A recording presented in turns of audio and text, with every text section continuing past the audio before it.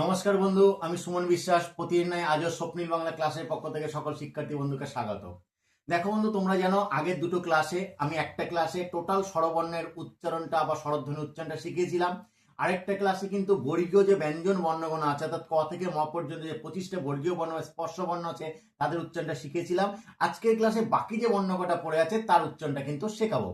আশা করছি বন্ধু আগের দুটো ক্লাস তোমাদের ভীষণ ভালো লেগেছে, কারণ অজানা কিছু তথ্য কিন্তু তোমরা জানতে পেরেছো এবং নিজেদের এর মাধ্যমে সমৃদ্ধ কিন্তু করতে পেরেছো।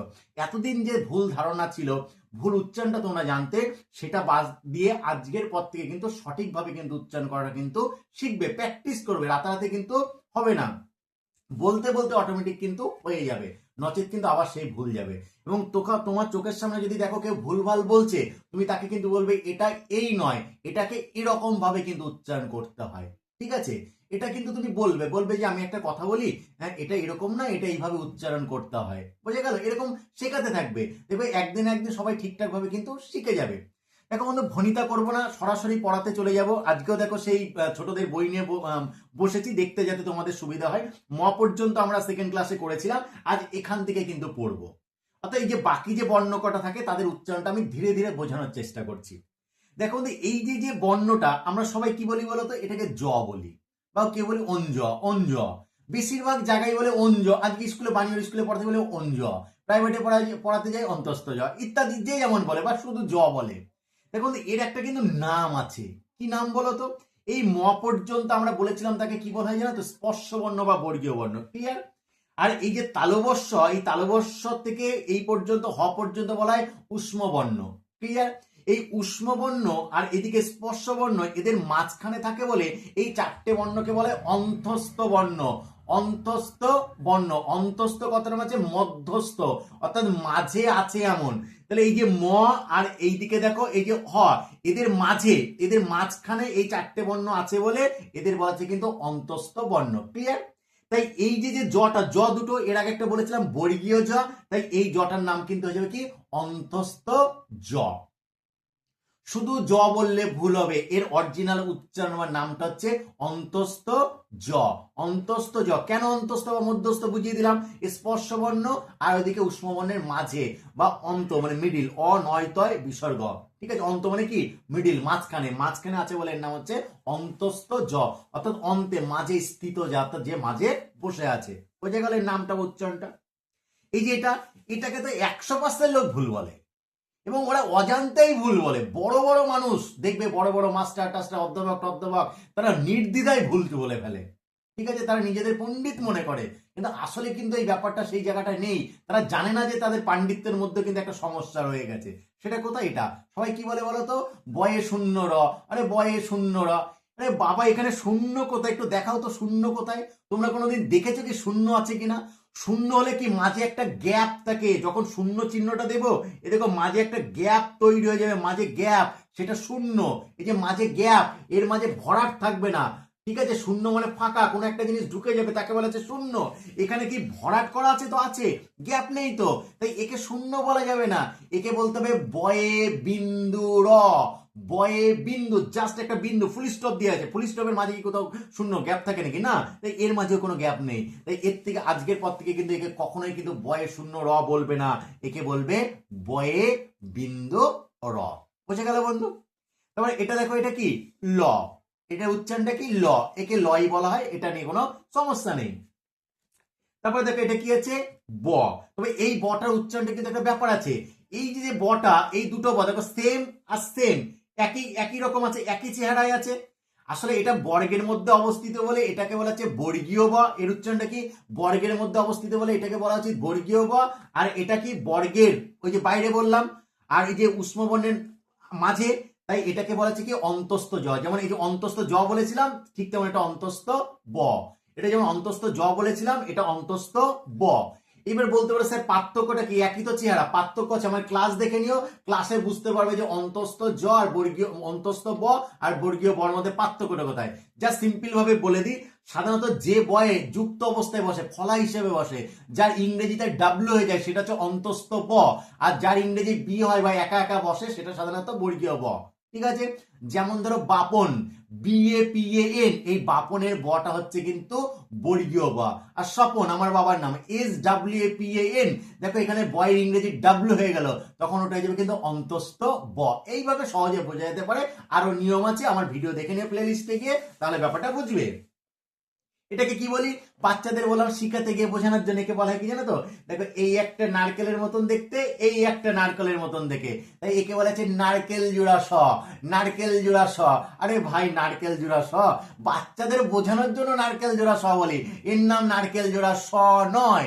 অরিজিনাল ধ্বনিতত্ত্বে এর নামটা, অরিজিনাল যে নামটা সেটা হচ্ছে তালব্য স, তালব্য স। কি বললাম বন্ধু, তালব্য স। ক্লিয়ার? এটা দেখো এই যে একটা, এটাকে অনেকে বলে কি কি বলতো, বাচ্চাদের শেখানো হয় যাতে সহজে মনে রাখতে পারে। দেখো এই যে লেখা হলো, তারপরে পেটটা কেটে দিয়ে হলো, পেটটা কেটে দিয়ে হলো, এই সেভেন লেখার পর যখন কেটে দিই আমরা, এরকম পেটটা কেটে দিয়ে হলো। পেট কেটে দেওয়ার জন্য একে বলি পেট কাটা স, পেট কাটা স।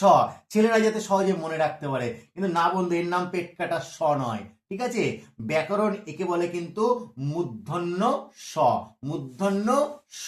ক্লিয়ার? তাহলে এর নামটা কি হবে বলতো, মূর্ধন্য স। এটা দেখো, এটাকে অনেকে বলে স বলে চালায়, এটাকেও স বলে চালায়, এটাকেও স বলে চালায়, এটাকেও স বলে চালায়, কিন্তু প্রত্যেকেরই সমস্যা আছে, নির্দিষ্ট একটা নির্দিষ্ট নামে ডাকা যায়, কিন্তু এইখানে কিন্তু বুঝতে হবে। এটাকে যেমন বললাম নারকেল জোড়া নয় তালব্য, এটাকে বললাম পেট কাটা নয়, কি বললাম মূর্ধন্য, ঠিক তেমন এর নাম হচ্ছে দন্তস্ব। এর নামটা কি, দন্তস্ব। ক্লিয়ার? দন্তস্ব। এটা মোটামুটি সবাই একটু ঠিকঠাক বলে, এই দুটো নিয়ে কিন্তু একটু সমস্যা হয়, বিশেষ করে এটাকে নিয়ে ভীষণ সমস্যা। বোঝা গেল? এটা কি হ, এর উচ্চারণটা কি হ, হ। বোঝা গেল? এই হ আর বিসর্গর উচ্চারণটা একই রকম হয়, এটা হ। আসলে বিসর্গটা হ, আমি বিসর্গ যখন পড়াবো তখন সেখানে যাচ্ছি। এর উচ্চারণটা হচ্ছে হ। এটাকে দেখো, এটা নিয়ে সমস্যা আছে, ওই বয়ে শূন্য র, তার দেখা দেখি এটাকেও বলে যে ডয়ে শূন্য র, এটাকে বলা হচ্ছে ডয় না, এটাও কিন্তু কোথাও শূন্য দিয়া নেই, এটাও কিন্তু বিন্দু দিয়ে আছে। তোমরা হচ্ছে স্যার এই তো বড় করে শূন্য, শূন্য নয়, এটা বড় করে লেখা আছে বলে এটা বিন্দু, মাঝে দেখো ভরাট করা কিন্তু রয়েছে, তাই এটাও কিন্তু ডয়ে শূন্য নয়, ডয়ে বিন্দু র, ডয়ে বিন্দু র। ক্লিয়ার? এটাও সেম, এটাও কিন্তু বলবে না যে ঢয়ে শূন্য, ঢয়ে শূন্য নয়, এটাও কিন্তু বিন্দু দিয়ে আছে, তাই এর নামটা হয়ে যাবে ঢয়ে বিন্দু র, ঢয়ে বিন্দু র। তাহলে দেখো বন্ধু, আমরা তিন ধরনের র পেলাম, এই একটা, এই একটা, আর আগে এই একটা পড়ালাম। ক্লিয়ার? তাহলে যদি বলে র কটা বলো তো, আমাদের র প্রকৃতপক্ষে কিন্তু তিনটে, একটা বয়ে বিন্দু র, আরেকটা ডয়ে বিন্দু র, আরেকটা হচ্ছে ঢয়ে বিন্দু র। কোথাও শূন্য বলবো না। কেউ যদি তোমাকে বলে, তুমি তাকে শিখিয়ে দেবে যে কোথাও শূন্য দিয়ে থাকে না, বিন্দু দিয়ে থাকে, এটা তোমরা কিন্তু শিখে যাও, এরপর থেকে বাচ্চাদের কখনো কিন্তু ভুলভাল পড়াবে না। এটা, এটাকে কি বলে বলে তো, এটা কি উল্টে গেছে, কাঠবিড়ালির লেজ। সবাই বলে এটা কাঠবিড়ালির লেজ, বাচ্চাদের বোঝানোর জন্য। ঠিক আছে, আসলে ব্যাপারটা এটা কাঠবিড়ালির লেজ নয়। এই ব্যাপারটা কি বলতো, এই যে যে ত, এর আগে আমরা যখন পড়েছিলাম এর আগেটা, এই যে ত, ঠিক আছে, এই তকে খণ্ড করে দিয়েছে, অর্ধেক করে দেওয়া হয়েছে। তকে খণ্ড বা অর্ধেক করার জন্য, অর্ধেক যাকে বলা হচ্ছে খণ্ড, অর্ধেকের আরেকটা সমার্থক শব্দ হচ্ছে খণ্ড, খণ্ড করে এটা লেখা হচ্ছে, তয়ের নিচে হলন চিহ্ন দিলে, হল চিহ্ন দিলে তখন এই বর্ণটাকে কিন্তু বা ধ্বনিটাকে বোঝায়। এটাকে বলা হচ্ছে কি বলতো, খণ্ড ত। এর নাম কি, খণ্ড ত, খণ্ড ত, অর্থাৎ ত্বকে খণ্ড করা হয়েছে, অর্ধেক করা হয়েছে, তাই এর নাম হচ্ছে খণ্ড ত। এই বাকিগুলো সব পূর্ণ, পূর্ণ বর্ণ, পূর্ণ ধ্বনি, আর এটা কিন্তু অর্ধ, এর ফুল উচ্চারণ কখনোই কিন্তু হয় না। তারপর দেখো এই যে এটা, এটা নিয়ে সমস্যা আছে, এটাকে কি বলি, অঞ্জ, অঞ্জ, অন, যে যেমন ভাবে বলি, আমরা যেমন বলি জয়ের নিচে ফোঁটা, যে যেমন ভাবে কিন্তু বলি, কিন্তু এরও কিন্তু একটা নাম আছে, এর অরিজিনাল উচ্চারণের নাম কি জানো বন্ধু?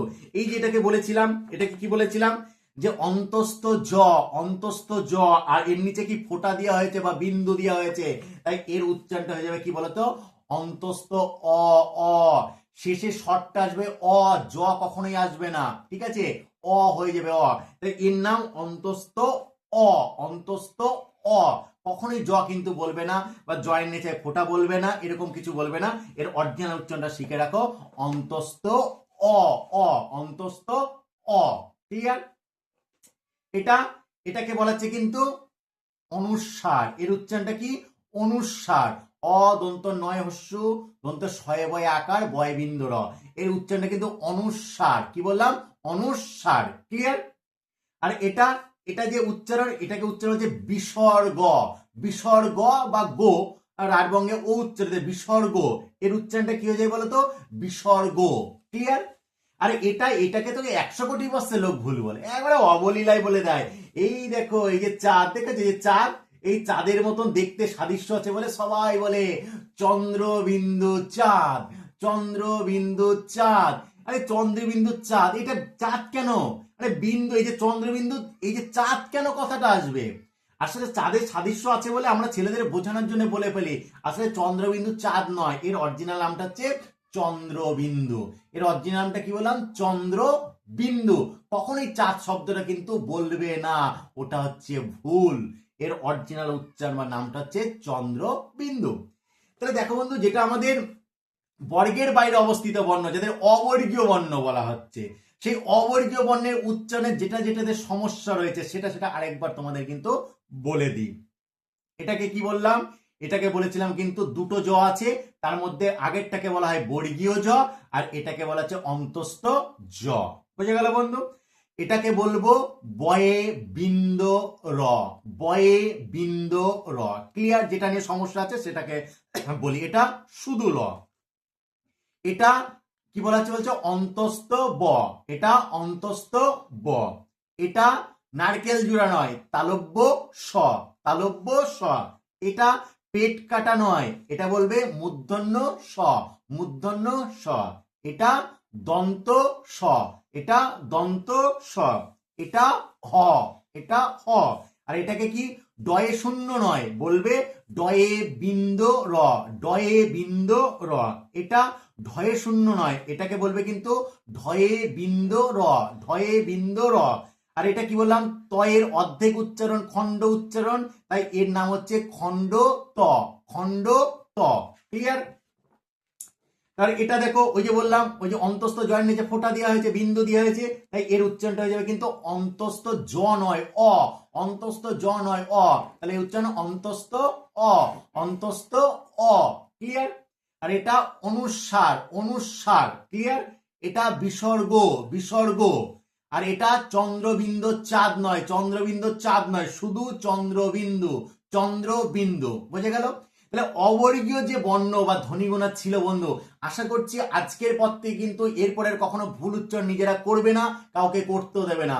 আমি আগেও বলেছি, এখনো বলছি, আমি স্বরবর্ণ এবং ব্যঞ্জন বর্ণের প্রত্যেকটা বর্ণ ধরে ধরে যে উচ্চারণ শেখালাম 100% শিওর, তার থেকে যদি শিওর দিয়ে যায় সেটা শিওর। তুমি যে কোনো উচ্চারণ অভিধান দেখতে পারো, যে কোনো বড় বড় ভাষাতত্ত্ববিদের বা ধ্বনিতত্ত্ববিদের উচ্চারণ তুমি শুনতে পারো, তাহলে বুঝবে স্যার কিন্তু নিখুঁতভাবে শিখেছেন। কেন প্রয়োজন মনে হলো? আমি বাচ্চাদের স্কুলে পড়াতে গিয়ে দেখছি সমস্যা, 5-6 পড়াতে গিয়ে দেখছি যে ওরা ভুলভাল উচ্চারণ করে, 9-8 ওরাও ভুলভাল উচ্চারণ করে, আর এসএসসি পড়ায়, এমএ পড়ায়, তারাও ভুল উচ্চারণ করে, বর্ণ ঠিকঠাক জানেই না। তাই হঠাৎ মনে হলো না, এদের জন্য এবার ঠিক উচ্চারণের জন্য একটা ভিডিও করে দেওয়া দরকার। তাই এই বিগত 2-3 দিন ধরে আমি স্বরবর্ণের উপর একটা করেছি, ব্যঞ্জন বর্ণের উপর এটা নিয়ে দুটো করা হলো। এরপর আশা করছি বন্ধু স্বরবর্ণ আর ব্যঞ্জন বর্ণের উচ্চারণ নিয়ে অন্তত কারো কোনো সমস্যা থাকবে না এবং এরপরে ভুল উচ্চারণ করবে না। তারপর যদি কারো কোনো সমস্যা থাকে অবশ্যই বন্ধু আমাকে কমেন্ট বক্স থেকে কমেন্ট করে জানাবে, আমি যথাসম্ভব তার উত্তর দেবো। আরো অজস্র আমি ভিডিও করব, কিছু কিছু খুঁটিখাটি জিনিস আছে, পরবর্তীকালে তোমরা দেখতে থাকবে, আরো কিন্তু উপকৃত হবে। আমার ভিডিওটা যদি অবশ্যই বন্ধু তোমাদের পছন্দ হয়ে থাকে, ভালো লেগে থাকে, তাহলে কমেন্ট করবে, শেয়ার করবে এবং বিভিন্নভাবে বিভিন্ন মানুষের মধ্যে ছড়িয়ে দেওয়ার কিন্তু চেষ্টা করবে।